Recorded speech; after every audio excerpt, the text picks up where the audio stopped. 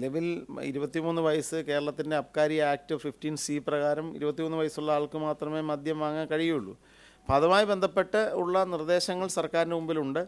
അത് സംബന്ധിച്ച് തീരുമാനം ഉണ്ടാകും. കാരണം അല്ലാതെ ഞാൻ പറഞ്ഞത് ലംഘിക്കാതിരിക്കണമെന്ന് ഉറപ്പുവരുത്തുക എന്നുള്ളതാണല്ലോ സർക്കാരിൻ്റെ നടപടി. ഇതിപ്പോൾ ഒരു ഭരണപരമായ നിലപാടാണ്. നമ്മുടെ നിയമം 23 വയസ്സാണ് അനുശാസിക്കുന്നതെങ്കിൽ ആ നിയമം എന്ത് ചെയ്യപ്പെടേണ്ടതുണ്ട്? പാലിക്കപ്പെടേണ്ടതുണ്ട്. അതിനാവശ്യമായ നടപടി സ്വീകരിക്കുക എന്നത് എക്സൈസ് വകുപ്പിൻ്റെ അല്ലെങ്കിൽ സംസ്ഥാന സർക്കാരിൻ്റെ ഉത്തരവാദിത്തമാണ്. ഞങ്ങൾ അതിനുള്ളൊരു പ്രോസസ്സിലാണ്. തീരുമാനങ്ങളുണ്ടോ?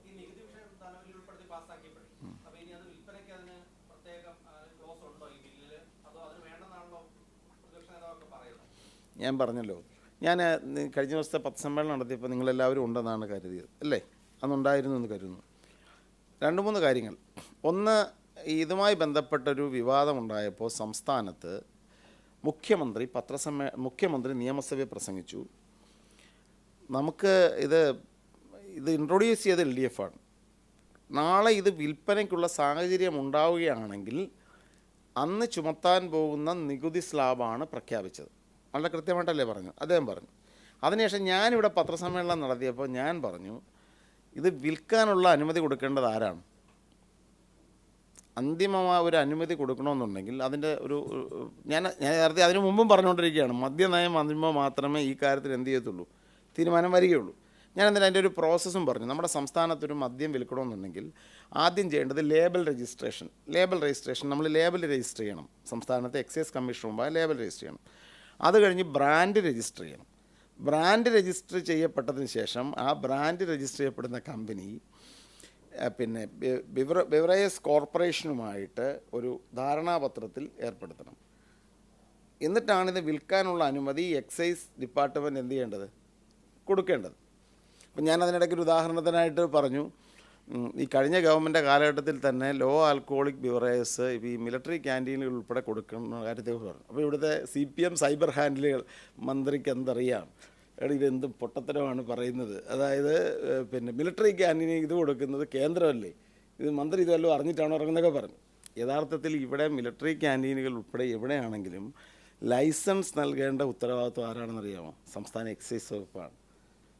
അപ്പോൾ ലേബൽ രജിസ്റ്റർ ചെയ്ത് ബ്രാൻഡ് രജിസ്റ്റർ ചെയ്ത് MOU ഉൾപ്പെടെ വന്ന് പെർമിറ്റ്, ഇവിടെയാണ് 2 പെർമിറ്റ് കൊടുക്കണം. ഈ 2 പെർമിറ്റ് കൊടുത്തെങ്കിൽ മാത്രമേ എന്ത് ചെയ്യാൻ പറ്റുകയുള്ളൂ?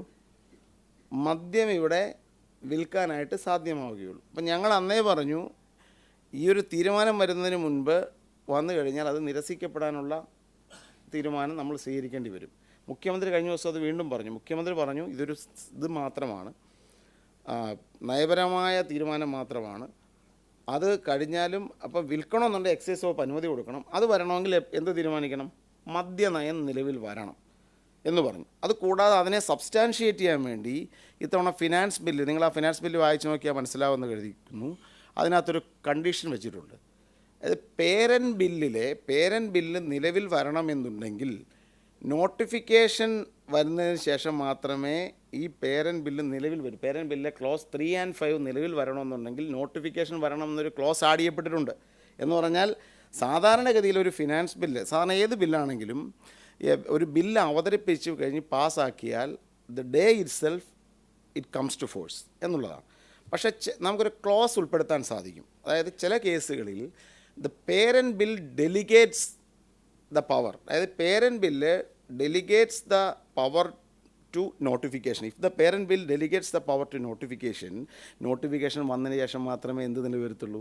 ഫിനാൻസ് ബില്ല് നിലവിൽ വരത്തുള്ളൂ. അപ്പം നിലവിൽ ഇപ്പോൾ പാസ്സാക്കിയേക്കുന്ന സ്ഥിതി പ്രകാരം ഫിനാൻസ് ബില്ലിലെ ഈ ക്ലോസുകൾ നിലവിൽ വരണമെന്നുണ്ടെങ്കിൽ സംസ്ഥാന സർക്കാരിൻ്റെ എന്ത് നിലവിൽ വരണം? നോട്ടിഫിക്കേഷൻ നിലവിൽ വരണം. നോട്ടിഫിക്കേഷൻ നിലവിൽ വരണമെന്നുണ്ടെങ്കിൽ നമുക്ക് അബ്കാരി നയം പാസ്സാക്കിയിട്ട് നോട്ടിഫിക്കേഷൻ ഇറക്കിയാൽ പോരെ? ഞാൻ പറയട്ടെ, അബ്കാരി നയത്തിൽ വിൽക്കാനാണ് എന്ന് തീരുമാനിക്കുന്നതെങ്കിൽ അതനുസരിച്ച് വരും. വിൽക്കണ്ടെന്നാണെങ്കിൽ തീരുമാനം വരും. ഇപ്പം മുൻകൂട്ടായിട്ട് പറയാൻ പറ്റുമോ? അബ്കാരി നയവുമായിട്ട് ബന്ധപ്പെട്ട ചർച്ചകൾ ഉള്ള ഇനിഷ്യേഷൻ ഗവൺമെൻറ് ആരംഭിച്ചു കഴിഞ്ഞു. അതിൻ്റെ അടുത്ത ദിവസങ്ങളിൽ തന്നെ അതുമായി ബന്ധപ്പെട്ട ചർച്ചകൾ ആരംഭിക്കും. എന്ന് പറഞ്ഞാൽ നമ്മൾ അന്ന് പറഞ്ഞ നിലപാട് ഇപ്പോൾ പലർക്കും ചിലർക്കൊക്കെ തോന്നും, ഇപ്പോൾ എക്സൈസ് മുഖ്യമന്ത്രി അന്ന് പറഞ്ഞു, പിന്നെ എക്സൈസ് മന്ത്രി ഇങ്ങനെ പറയുന്നു, അല്ലെ, ഇതൊക്കെ ഞങ്ങളെല്ലാം സംസാരിച്ച കൃത്യമായ ധാരണകളോട് തന്നെയാണ്. മുഖ്യമന്ത്രി പറഞ്ഞു ഇതൊരു സ്ലാബാണ്. ഞാൻ പറഞ്ഞു ഇത് വിൽക്കണമെന്നുണ്ടെങ്കിൽ അനുമതി എക്സൈസ് വകുപ്പിൽ നിന്ന് കിട്ടണമെന്ന് പറഞ്ഞു. അതിനുശേഷം ഇപ്പോൾ എടുത്ത തീരുമാനങ്ങൾ എന്താണ്? ഫിനാൻസ് ബില്ല് വന്നു, പക്ഷേ അത് ഉണ്ടാവണമെന്നുണ്ടെങ്കിൽ എന്ത് വരണം? നോട്ടിഫിക്കേഷൻ വരണം. നോട്ടിഫിക്കേഷൻ വരുന്നതിന് മുമ്പ് എന്ത് വരണം? മദ്യനയം വരണം. അതിൻ്റെ പ്രവർത്തനങ്ങൾ ആരംഭിച്ചിട്ടുണ്ട്. അപ്പോൾ വളരെ കൃത്യമായി UDF പൊസിഷനിൽ ഇതുവരെ യാതൊരു വിധത്തിലുള്ള പ്രശ്നവുമില്ല. പറഞ്ഞതൊക്കെ കൃത്യമാണ്. ഇത് പറഞ്ഞത് അറിയാൻ മേത്ത പലർക്കും പലതും ചിന്തിക്കാം.